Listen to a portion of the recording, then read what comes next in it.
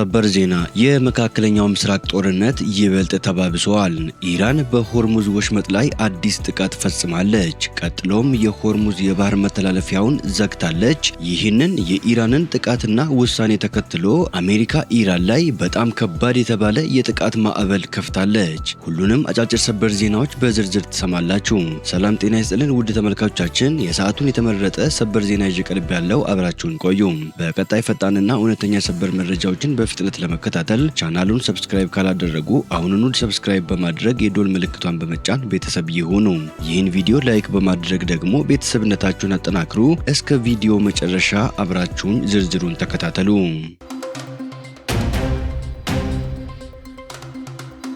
በቅድሚያ ኢራን የሆርሙዝ ወሽመጥን በመዝጋቷ አሜሪካ አዲስ ጥቃት ሰነዘረች። ኢራን በሆርሙዝ ወሽመጥ በኩል በሚያልፉ መርከብ ላይ ጥቃት መፈጸሟን ተከትሎ አሜሪካ በኢራን ላይ አዲስ የጥቃት ማዕበል መክፈቷን አስታውቃለች። የኢራን እስላማዊ አብዮታዊ ዘብ ጦር የባህር መስመሩ እስከ ወዲያኛው መዘጋቱን ገልጸዋል።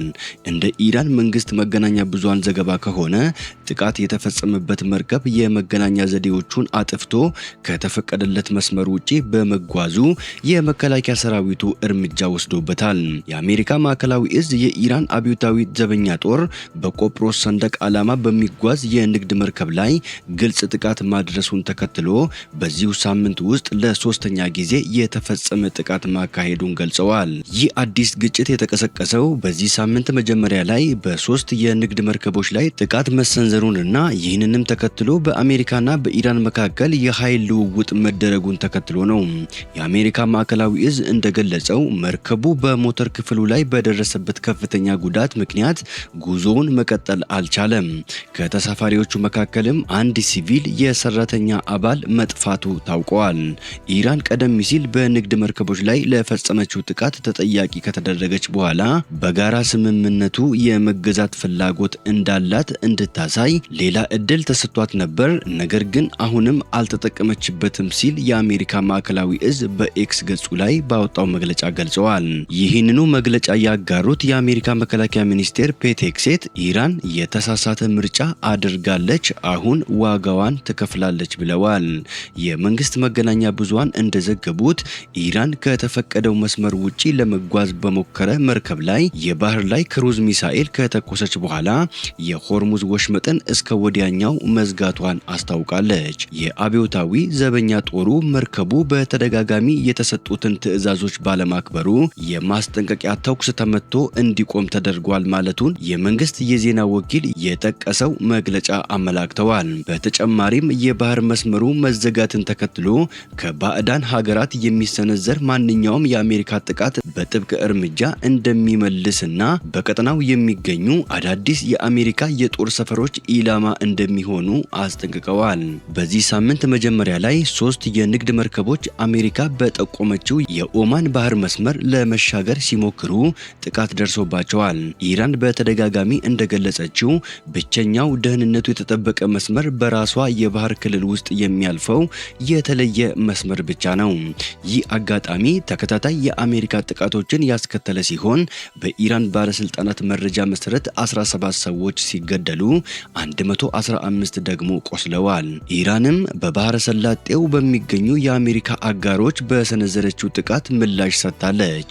ይህ የተኩስ ልውውጥ ውጥረቱን ከፍ ያደረገው ሲሆን የአሜሪካው ፕሬዝዳንት ዶናልድ ጄ ትራምፕ የኢራን ጥቃቶች የተኩስ አቁም ስምምነቱ ማክተሙን ያሳያሉ ብለዋል። የኢራን የውጭ ጉዳይ ሚኒስቴር ሰይድ አባስ አራግቺ በበኩላቸው አሜሪካ ስምምነቱን ጥሳለች ሲሉ ከሰዋል። ይሁን እንጂ የአሜሪካው ፕሬዝዳንት ዶናልድ ጄ ትራምፕ ድርድሮች አሁንም እንደሚቀጥሉና አደራዳሪዎች ሂደቱን እንደገና ለማስቀጠል እየሞከሩ መሆኑን ተናግረዋል። የአሜሪካ መገናኛ ብዙሃን እንደዘገቡት ኢራን ለአሜሪካ ባለስልጣናት በነዳጅ ጫኝ መርከቦች ላይ የተፈጸመው ጥቃት ስህተት መሆኑንና ተለይቶ የሚንቀሳቀስ የውስጥ ቡድን የፈጸመው መሆኑን ገልጻለች። የአሜሪካ ባለስልጣናት በአደራዳሪዎች በኩል ባስተላለፉት መልእክት ኢራን ወሳኝ ዓለም አቀፍ የጭነት መስመር የሆነው የሆርሙዝ ወሽመጥ ክፍት መሆኑን በይፋ እንድታውጅና በንግድ መርከቦች ላይ የምታደርገውን ተኩስ እንድታቆም ጠይቀዋል። ተናግረዋል። የዚህ የባህር መስመር መዘጋት የተሰማው የኢራኑ ከፍተኛ መሪ አያቶላ ሙጅተባ ኻሜኒ ወደ ስልጣን ከመጡ በኋላ ባደረጉት የመጀመሪያው የህዝብ ንግግር የበቀል ጥሪ ካስተላለፉ በኋላ ነው።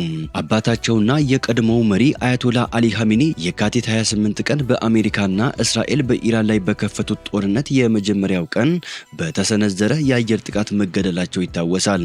የቀብር ስነ ስርዓታቸውም አርብ ዕለት በትውልድ ከተማቸው ተፈጽመዋል። አዲሱ አያቶላ በመንግስት ቴሌቪዥን የተላለፈውን መግለጫ ሲያስነብቡ በቀል የህዝብ ፍላጎት መሆኑን ተናግረዋል። የተሰዉትን መሪና የእነዚህን ሁለት ጦርነቶች ሰማዕታት ደም ከወንጀለኞቹና ክብረ ቢሶቹ ገዳዮች ለመበቀል ቃል እንገባለን ማለታቸው ተጠቅሰዋል። ጉዳዩ በእኔ መኖር ወይም በሌሎች ባለስልጣናት መኖር ላይ የተመሰረተ አይደለም።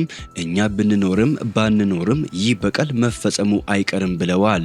ባለፉት ጥቂት ቀናት በቀብር ስነ ስርዓቱ ላይ የተሳተፉ በርካታ ኢራናውያን የአሜሪካውን ፕሬዝዳንት ዶናልድ ጄ ትራምፕን ለመግደል የሚጠይቁ መፈክሮችን ይዘው የነበረ ሲሆን ፕሬዝዳንት ዶናልድ ጄ ትራምፕ በበኩላቸው ቅዳሜ ዕለት በሰጡት ማስጠንቀቂያ ማንኛውም መሰል እቅድ አሜሪካ ሁሉንም የኢራን አካባቢዎች እንድታጠፋና እንድትደመሰስ ያደርጋታል ብለዋል።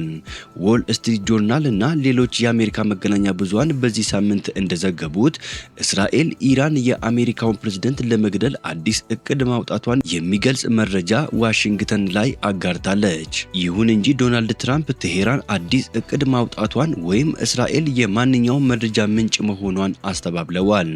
ለኒውዮርክ ፖስት በሰጡት ቃለ ምልልስ በኢራን የግድያ ዝርዝር ላይ ለረጅም ጊዜ አንደኛ ቁጥር መሆናቸውን ገልጸዋል።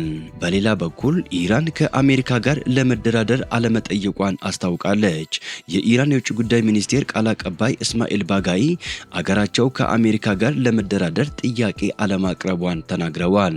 ነገር ግን ድርድር ለማድረግ ከቀጠናዊ አሸማጋይ የቀረበላቸውን ጥያቄ ተቀብለዋል። አሸማጋዮች ወደ ቴሄራን አቅንተው በወቅታዊ ጉዳዮች ላይ ውይይት እንደሚደረግ ተናግረዋል። ከአሜሪካ ጋር ለመደራደር አልጠየቅንም፣ ሆኖም ግን ሁልጊዜም ኃላፊነት ስለሚሰማን ቀጠናዊ አደራዳሪዎችን አሻፈረኝ አላልናቸውም ብለዋል ቃል አቀባዩ። የመግባቢያ ሰነዱ ከተፈረመ ሳምንታት ብቻ ቢቆጠሩም አሜሪካ ብዙ የስምምነቱን ክፍል መጣሷን ተናግረዋል። የአሜሪካው ፕሬዝዳንት ዶናልድ ጄ ትራምፕ ድርድሩ እንዲቀጥል መስማማታቸውን ገልጸዋል።